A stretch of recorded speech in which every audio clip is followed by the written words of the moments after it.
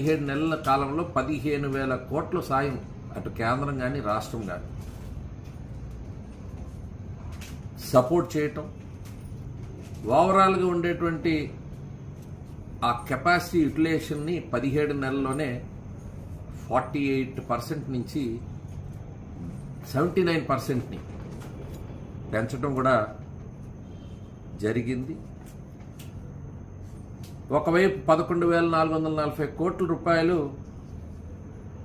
కేంద్రం నుంచి అందిస్తే మరలా రాష్ట్ర ప్రభుత్వం 3,000 కోట్ల వరకు రాష్ట్ర ప్రభుత్వం నుంచి సహకారం అందించేటువంటి కార్యక్రమం తీసుకున్నాం. అందుకని 15,000 కోట్ల రూపాయలు ఈ ప్లాంట్ని పరిరక్షించాలి, ప్రైవేటైజ్ కాకుండా నష్టాల బారి నుండి ప్రైవేటు పరం అవుతుంది అనే ఉద్దేశంతోనే దాన్ని అడ్డుకునే ప్రయత్నంలో ఈరోజు ఆ నిధులు సమకూర్చడం అనేది జరిగిందనేటువంటిది ఒకసారి అందరూ కూడా తెలియజెప్పేటువంటి పరిస్థితి ఉంది.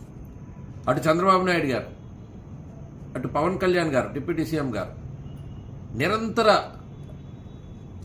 వాళ్ళకి, ఎందుకంటే ఇది రాజకీయ ప్రమేయంతో ఆగేది, నిరంతర సంప్రదింపులు చేయటం కేంద్రంలో